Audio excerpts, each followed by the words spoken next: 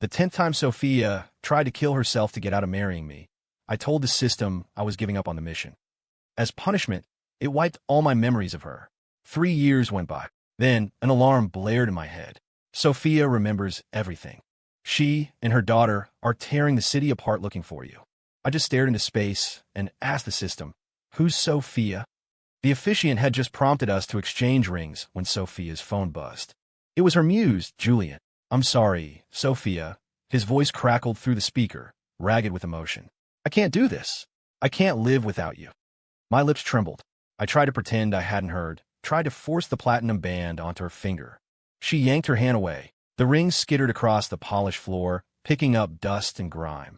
A perfect mirror for my heart. Sophia didn't even glance at it. Her bright eyes were wild with anxiety, her voice shaking. "Where are you?" "I'm coming right now. Don't do anything stupid." He hung up.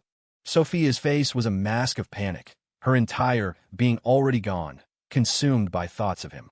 She hiked up the skirt of her white Vera Wang gown and turned to leave. I grabbed her arm, ignoring the shocked gasps and judgmental stares from our guests. I wanted to fall to my knees and beg. "We're one step away. Just let me put the ring on your finger, and I'll go with you to see Julian. Please." This was our 10th wedding.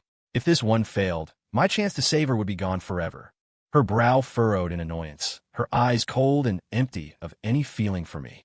"Ethan," she snapped, "when are you going to stop getting between me and Julian? I agreed to marry you, didn't I? Is it too much to ask to see him for 1 second? I opened my mouth, but no words came out. A fist of pain squeezed my heart. There's nothing more humiliating than your bride trying to bolt from the altar. Stealing myself, I picked up the dirted ring. "Just exchange the rings. That's all. You don't want me to come with you? Fine. I won't go." "Okay." Even then, in that moment, a sliver of hope remained. If she would just put on this ring, my mission would be a success.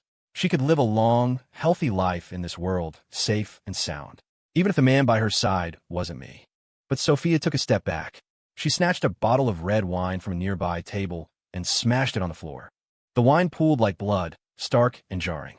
She pressed a jagged shard of glass to her throat. A little more pressure, and it would slice through her delicate skin. My breath caught. Her smile was tragic and fierce. "If you don't let me go, you can watch me die right here." A bitter laugh escaped my lips. Here we go again, threatening her own precious life to run away from me. And the worst part was, I couldn't bear the thought of her dying. So, in front of everyone, for the 10th and final time, I helped my own bride escape her wedding to run to another man. After she clicked her seatbelt, I looked at her flawless profile, swallowing the acid rising in my throat. I kept my voice gentle. "Take care of yourself, Sophia.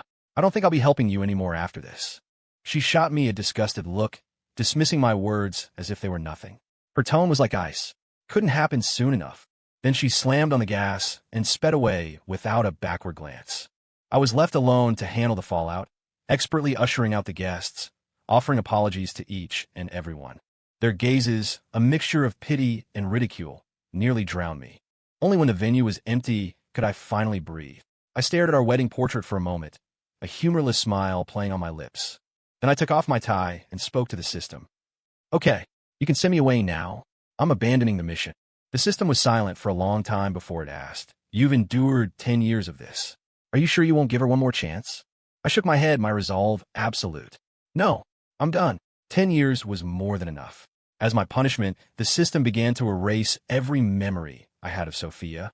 The last 10 years rewound before my eyes like an old film. The first time I met her, she was being accused of stealing a design concept. Her reputation was in ruins, and she'd lost the will to live. To save her, I ran through a torrential downpour, going from one fashion house to the next, gathering evidence until I could clear her name. She'd cried and hugged me, thanking me profusely, and then immediately asked me to help her find Julian Cole. "He's my muse," she'd said. The words were a dagger in my heart. I was furious and wounded because she had once promised I would be her only muse. So many of her best pieces had been inspired by me. But now, she claimed she couldn't even pick up a pencil without him. I couldn't stand to see her cry, so I agreed to find him. But Julian was a top model, and boy, he wasn't easy to get a meeting with. I pulled every string I had, set up countless dinners, and drank so much I ended up in the ER more than once. But finally, I got Sophia her chance. She got her wish. Julian became her exclusive muse. And then she told me, "I'm sorry, Ethan. I've fallen in love with him, and I'm having his baby." It was a lightning strike, a direct hit. I looked at her blissful, smiling face and fought the urge to tell her she couldn't be with him, that his string of jealous lovers would destroy her. But she took my concern for possessiveness, as if I saw her as my property. "How can you be so shameless?" she'd screamed. "You helped me out a few times, and now you think you have the right to tell me who I can and can't love?" Defeated, I let her go, let her chase her great love story. Sure enough, it wasn't long before Julian's other women came after her. The attacks were vicious. She nearly had a miscarriage. I was the one who pulled her out of that mess, telling her we could start over. I didn't care about her past. What could I do? I was in love with her. Shattered by the chaotic affair, Sophia cried and told me, "After the baby is born, we'll get married."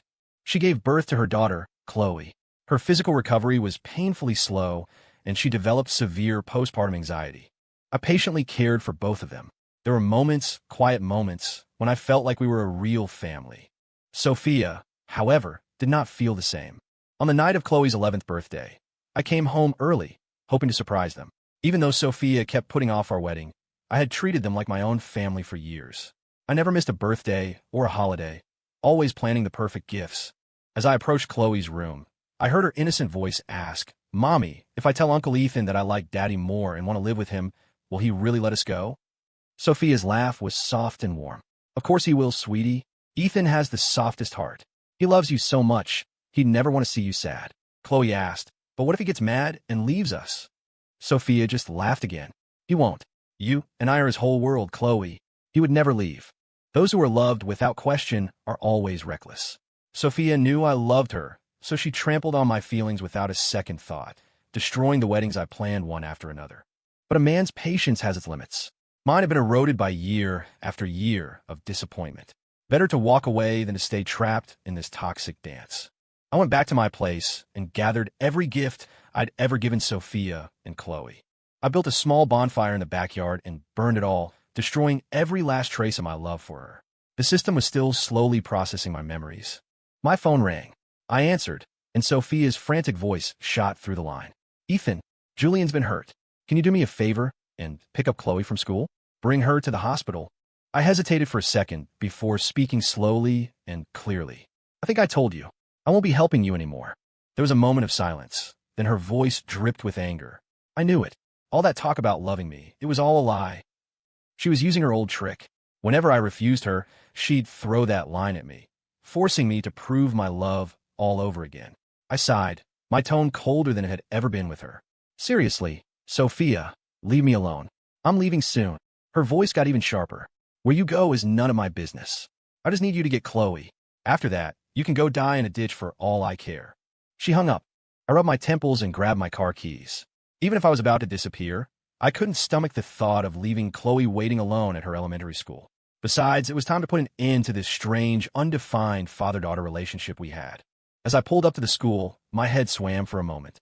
The system informed me that my memories had been fully processed. The moment I left this world, I would forget them both forever. Taking a deep breath, I got out of the car and walked toward Chloe's classroom, only to see her in the middle of a shoving match with another kid. My heart clenched, and I quickened my pace. Then I heard Chloe shout, "My dad is Julian Cole, not some loser named Ethan. Ethan is just my mom's slave, a dog who comes running whenever she calls. You can insult him all you want, but you can't say anything bad about my dad." For a second, the blood in my veins turned to ice. My entire body trembled with a deep, penetrating cold. 5 years of devotion, and this was the title they had given me. A slave, a dog. I swallowed my rage and separated the two kids. Seeing me, Chloe immediately looked down, her voice a meek whisper. "Hi, Dad." Even though Sophia and I were never married, Chloe had always called me Dad. In the past, that word would have stirred something in me. Not anymore. I ignored her and called Sophia, telling her to come pick up her own daughter. Chloe tugged at my sleeve, her timid act a stark contrast to the vicious girl from moments before. "Dad, I'll be good. Please don't let Mom get mad at me, okay?" I closed my eyes, my voice hoarse. "I'm not your dad, and I'm leaving." Chloe's eyes widened, as if she couldn't comprehend what I was saying. I didn't explain. I told her to wait there for her mother and walked away without looking back. Now, with no regrets left, I could finally return to my own world and forget them. Before I left, the system mentioned that if Sophia or her daughter ever got into serious trouble, it would find me again. I didn't think much of it. They were about to be a happy family with Julian. Whatever happened to them had nothing to do with me. I returned to my world and live a normal life. 3 years passed, quiet and peaceful. Then the system showed up again. This is bad. Sophia and Chloe have their memories back. Julian abandoned them, and now they're desperately trying to find you. I was confused for a long moment before I asked, Sophia, who? The name was completely alien. Even though the system insisted she was the great love of my life, I didn't believe it. Finally, the system just brought them to me like it was trying to get rid of a hot potato. If you can just get them to live their lives peacefully and stop trying to kill themselves, I'll authorize a $10 million bonus for you. I didn't hesitate. Deal. Who says no to that kind of money? The system vanished, satisfied. I looked at the disheveled woman in front of me. Her eyes were red-rimmed. When she saw I was finally paying attention to her, her voice cracked with grievance. Why did you just leave? Why did you disappear for all these years without a word, abandoning me and Chloe? Do you have any idea what our lives have been like? Her voice grew more frantic with the last sentence. I was completely baffled. I had to admit, this woman, Sophia, was undeniably my type. But I felt nothing for her. I didn't even know who she was. She didn't care. She launched into the story of the last 3 years. According to her, not long after I left, she married Julian. That was the beginning of her nightmare.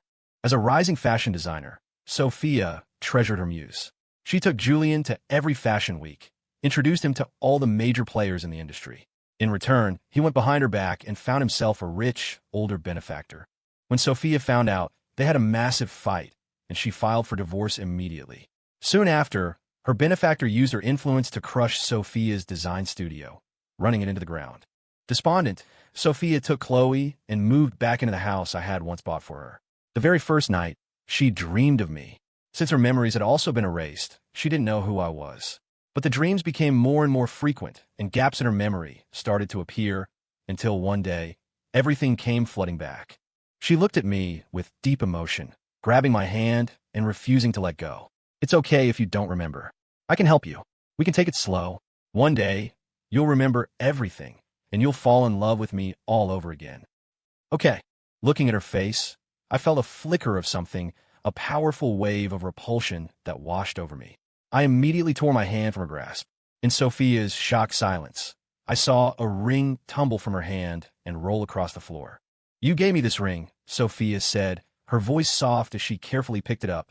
She didn't put on, instead wrapping it in a tissue and tucking it safely in her pocket. I glanced at it and looked away. Chloe, however, threw herself into my arms, her eyes shining. Ethan, marry my mom. I think you're the best one for her. I want you to be my dad. I let out a short, sharp laugh. What do they think I was? A basketball they could just pass back and forth? Before I could refuse, my phone rang. Seeing the name on the screen, my expression softened, and I put it on speaker. My fiancé's sweet voice filled the air.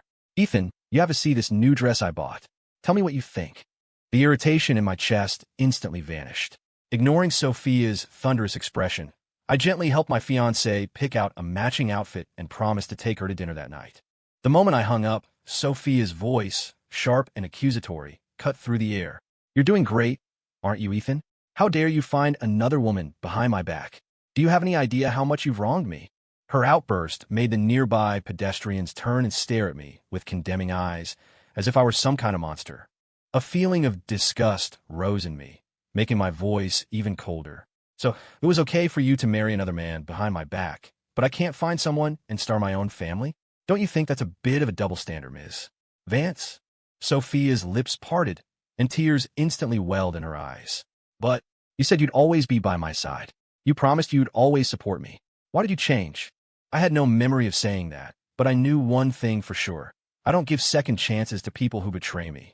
And from what little the system and Sophia had told me, I used to be her devoted doormat, giving everything and asking for nothing in return. When she married another man, that part of me died. I looked at her tear-streaked, pathetic face and felt nothing. Because I don't love you anymore. Sophia froze. Remembering my mission from the system, I added, forget about me. Go back to your own world and live your life. Sophia was not the type to take a hint. The colder and more indifferent I was, the more determined she became. She and Chloe started following me everywhere, even watching from a nearby table as I had dinner with my fiancé. My fiancé, who is gentle and considerate by nature, didn't say anything, even though she could clearly sense something was wrong. As I was about to walk her home, Sophia finally charged out, physically pulling our hand apart. She stood between us like a human shield, glaring at my fiancé. Haven't you had enough? Ethan is my daughter's father. How long are you going to keep clinging to him?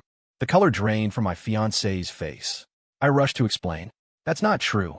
I have nothing to do with her, and especially not with Chloe. In the nearly 3 years we'd been together, we had never faced a crisis like this. A cold sweat broke out on my back. Thankfully, my fiancée trusted me more than she trusted this stranger. Still, she was clearly hurt. Ethan, I'm giving you 2 weeks to solve this problem, she said quietly. Otherwise, I think it might be best if we just called it quits. My back went rigid. I immediately swore to her that I would handle it. Trust is the foundation of a relationship, and Sophia and Chloe's arrival had just created the first crack in ours. But Sophia herself seemed to think nothing of it. After my fiancé left, she looped her arm through mine and said sweetly, "Take us home. From now on, our little family will never be apart again." I coldly pushed her away and silently called a real estate agent to find them a rental. It was the only thing I could do. Sophia's expression grew uglier by the second. After I had secured the apartment, she grabbed me, her voice spiraling out of control. "Are you really going to throw me away? I'm telling you, Ethan, if you keep pushing me away, you'll regret this." I was speechless for a moment before I answered patiently, "Don't worry. I absolutely will not regret it. After all, I don't even remember who you are." That sentence hit Sophia like a physical blow. She stood there, stunned, and didn't try to stop me as I left, tears rolling down her face like broken pearls. I thought Sophia might back off a little. Instead, she doubled down, trying every trick in the book to win me back. Every morning, she would leave a container of homemade breakfast at my door. But she didn't know I had a sensitive stomach and couldn't handle spicy food. She'd always bring a spread of fiery dishes. "Ethan, I made all of this myself. Won't you just try a little?" Her eyes were filled with hopeful anticipation. But I wasn't the Ethan who had been deeply in love with her. "No thanks. I've already eaten." The light in her eyes dimmed, and she watched with disappointment as I walked past her. As I got into my car to head to the office, she suddenly ran in front of it and threw the entire container of food onto my windshield, then burst into tears, screaming, "Ethan, you're a bastard." She ran off, leaving me to clean up the mess. Unsurprisingly, I was late for work that day, and my perfect attendance bonus was gone. I consulted with the system. This couldn't continue. I couldn't let Sophia stay here, harassing me and disrupting my life. I was already paying for all their expenses, including the rent on their apartment. And more importantly, there were only 7 days left on the clock my fiancé had given me. Getting rid of Sophia in a week wouldn't be easy. Finally, the system relented. "If you can get them to leave voluntarily, I promise they will never bother you again." I thought for a long time until I came up with the one person who could make Sophia leave on her own, Julian Cole. I asked the system to do some maneuvering, to let Sophia see what Julian's life had become without her. I was certain that, given the choice between me and him, Sophia would always choose Julian. From my analysis, I was nothing more than a convenient tool for her. It worked. As soon as she learned that Julian regretted everything and wanted her back, Sophia wavered. She cried while hugging me. "I don't want to leave you, but Julian needs me right now." I suppressed a wave of disgust and told her in a warm voice, "I understand." She looked up at me, her eyes as red as a rabbit's. If I still remembered her, if I still loved her, that look would have made me melt. But there were no ifs. I watched coldly as Sophia and Chloe prepared to step through the dimensional rift. Just as I was about to wave goodbye, I noticed something was wrong. My own body was starting to fade along with them. It wasn't until I was fully transported to Sophia's world that I realized I had been tricked. Once her memories returned, she had conspired with the system to trap me. The goal was to bring me back to her world. Sophia gave me a radiant smile as her bodyguards tied me up and locked me in her house. "It took a long time to plan," she said, hugging me tightly, "but I finally got you back." She caressed my face, her eyes full of obsession. "From now on, our little family will live happily together. No one else will ever come between us." Okay. I could tell her mental state was unstable, so I simply agreed. For the next month, Sophia kept me locked up. Besides bringing me meals, she would come and tell me stories about our past, trying to jog my memory. But I was uncooperative, completely ignoring her as she paraded around my room every day. She couldn't stand being treated this way. One day, she stripped off her clothes, stood before me, and pulled my hand to the faint scar on her abdomen.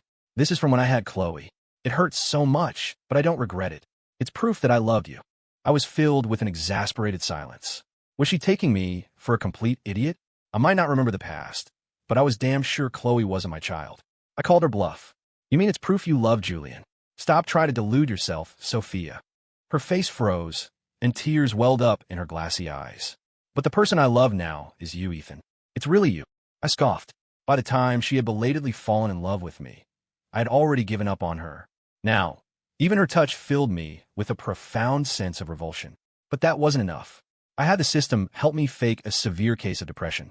Red rashes broke out all over my body. I ran a high fever, and I was so nauseous I felt like I was throwing up bile.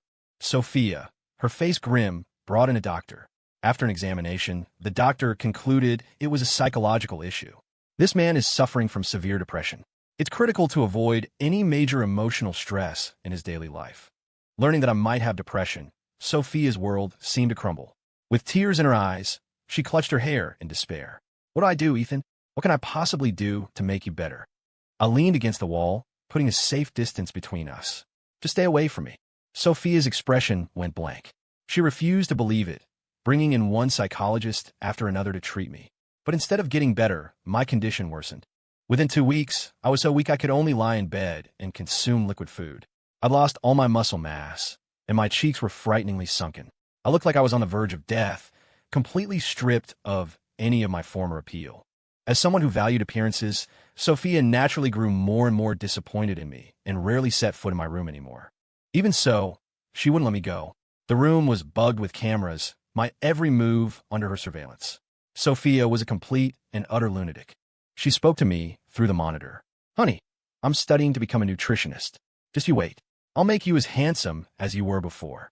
I lay on the bed, feeling completely lifeless, offering no reaction to her words. After she fell silent, I struggled to my feet, grabbed a pair of scissors, and went into the bathroom. Lying in the tub, as the cold water filled it, a chill crept through my limbs. Darkness began to cloud my vision. I thought I could see my fiancé from the other world, smiling gently and waving at me. Ethan, come on. We need to pick out rings. Which one do you like? I was so close. I was just one step away from marrying her and starting a new life. What a shame. Before I lost consciousness completely, I heard a frantic pounding on the door. Dad, what are you doing? Open the door. Mom is really worried about you. It was Chloe's voice, but I didn't answer. I let myself sink into the freezing water. If Sophia knew I died because of her, would she feel guilty? Would she finally let me go? I woke up in a hospital. I felt a small, soft hand in mine, and I squeezed it instinctively, murmuring my fiancé's name. When I forced my eyes open, I saw Sophia's haggard face. She was asleep in the chair beside my bed. Without makeup, she looked less aggressive, more fragile and pitiable. The rashes on my body were gone. I knew the system had lifted the fake depression symptoms. Still, I pulled my hand away in disgust. The movement woke her. The moment she saw I was awake, tears streamed down her face. You're finally awake. Do you know how long you were unconscious? I was so scared. She threw herself on me, trying to hug me. The faint scent of men's cologne on her was nauseating. I gagged and turned my head away. Get away from me. Sophia's expression froze. She explained, her voice choked with sobs. I'm sorry, Ethan. I was wrong. I shouldn't have locked you up. I promise I'll never restrict your freedom again. Please, just get better, okay? I closed my eyes, refusing to engage with her, perfectly mimicking the behavior of a depressive patient. After a long bout of crying, Sophia called a doctor to perform a psychological evaluation. No matter how bad the diagnosis is, she declared, I'll be right there with you until you're cured. But I wasn't sick. The depression had been a complete fabrication by the system. The results came back. I was perfectly, frustratingly normal. Sophia's face darkened. She threw the report at me, her voice trembling with rage. You've been lying to me this whole time. Was it fun, wrecking your own body like this? So what if I chose Julian back then? I know I was wrong. Why wouldn't you give me a chance? Why would you rather fake depression and kill yourself than be with me? I looked at her hysterical display with a calm, mocking smile. Because you disgust me, and because I'm deeply in love with my fiancé, I would rather die than stay here. I want to go back to her. Sophia glared at me, her body shaking with fury. After a moment, her expression smoothed over, and she gave me a gentle smile. You're just trying to make me jealous, aren't you? Stop messing around, Ethan. I can tell you with absolute certainty that I don't love Julian anymore. Not at all. So you don't have to resort to these tricks to get my attention. I've always been yours. With that, she leaned in, intending to kiss me.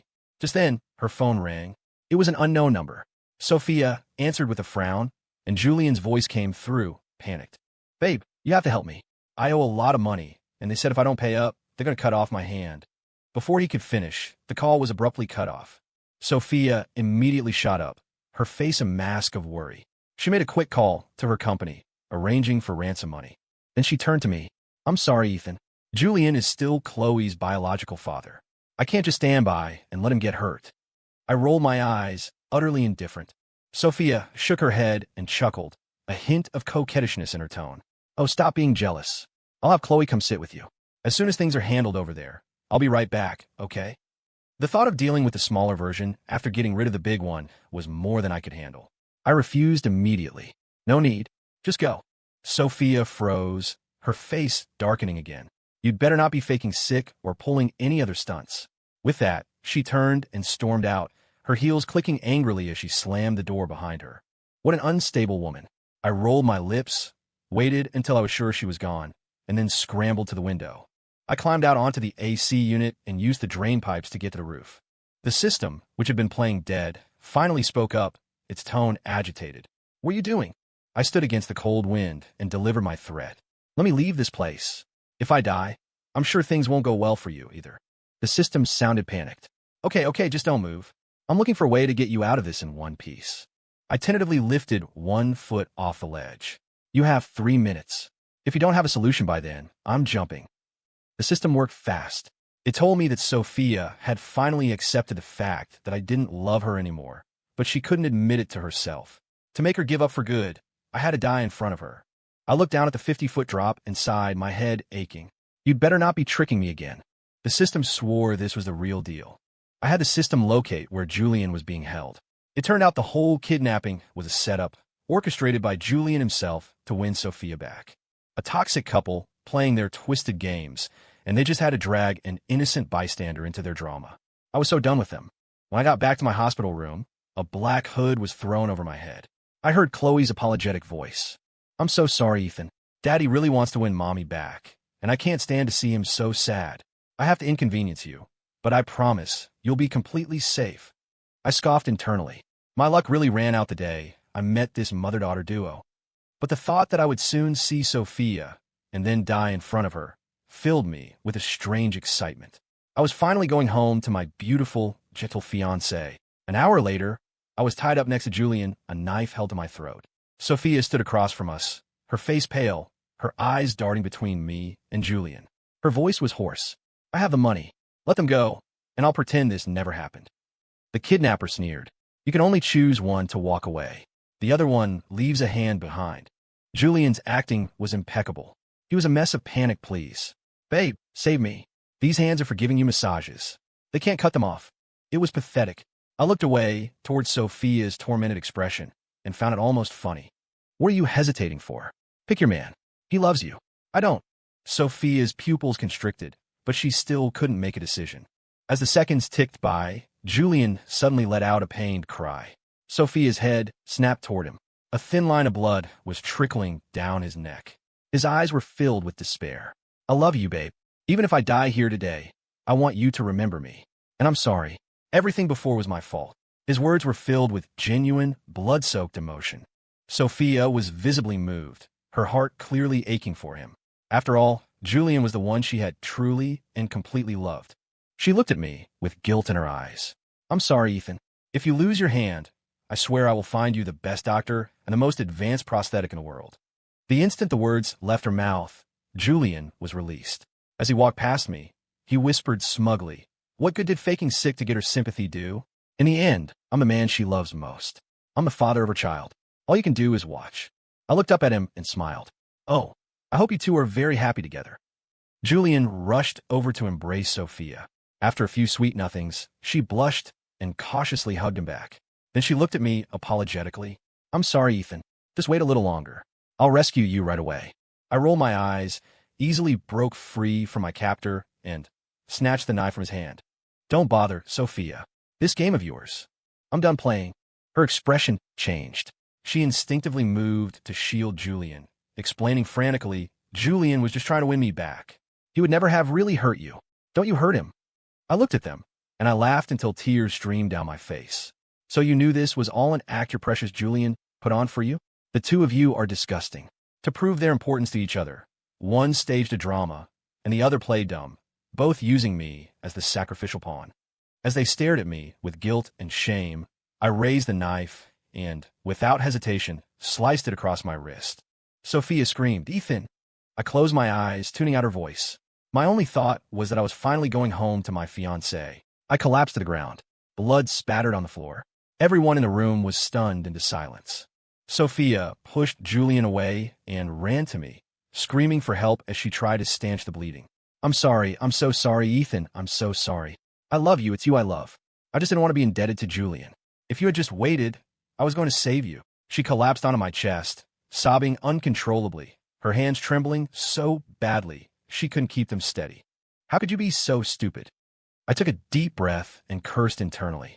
If it wasn't to get back to my fiancée, I would never do something as idiotic as killing myself.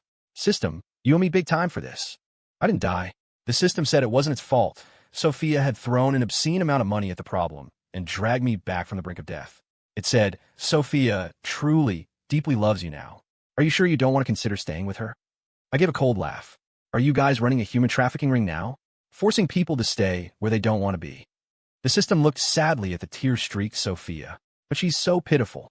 Why can't you just forgive her this one time?" I cut it off. "Don't think I don't know. I gave Sophia 10 chances before. She didn't take a single one. So this whole mess was her own damn fault.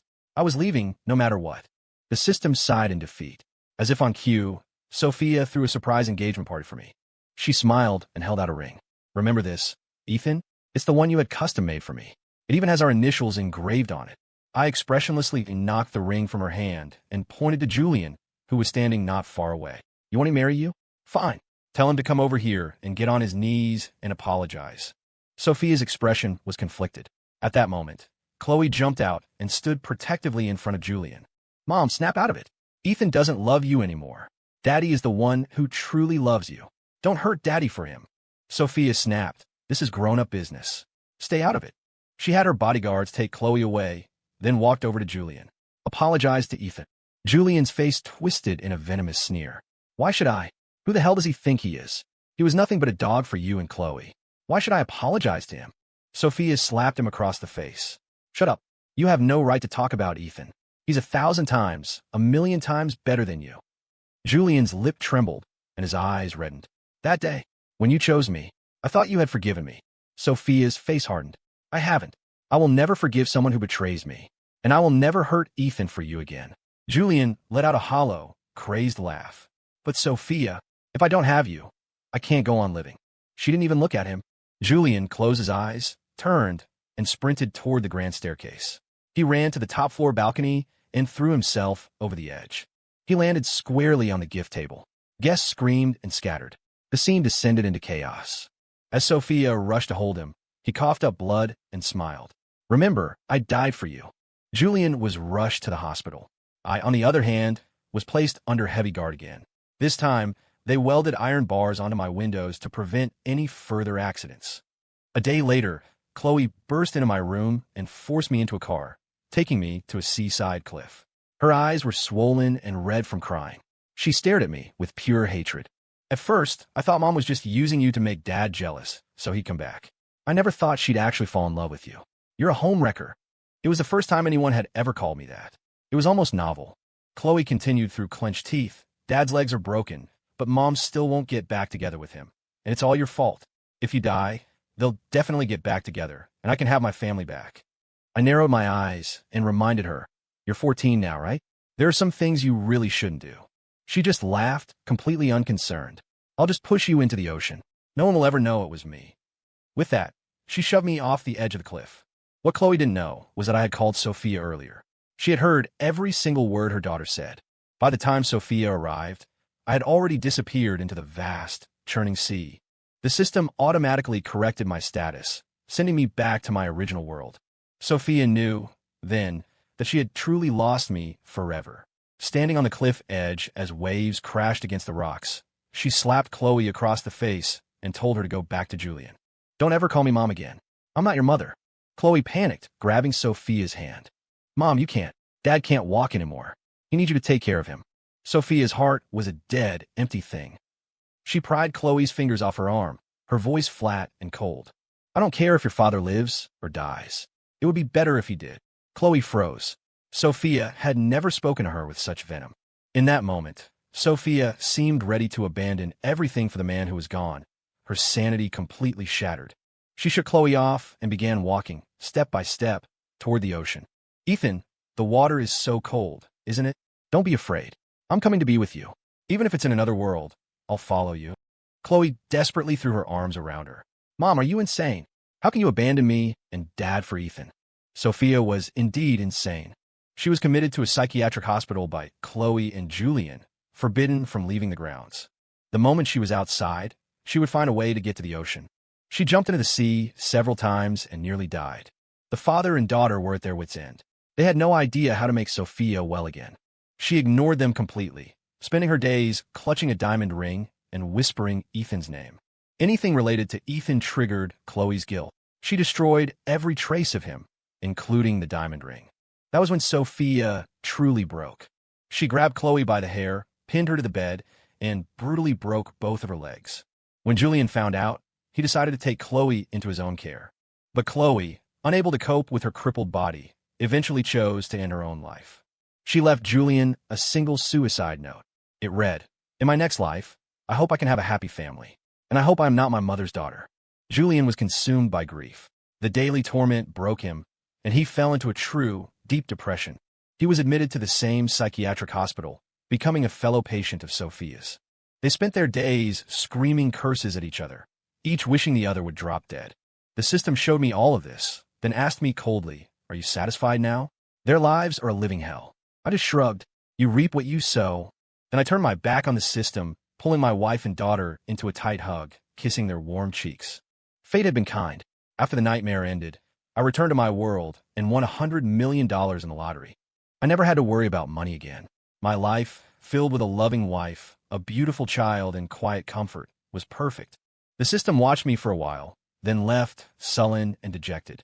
As it departed, I thought I saw a faint, translucent figure standing beside it. It looked like Sophia. It looked like she was crying, trying to say something. I looked away, not bothering to listen. The past was past. You always have to look forward, don't you?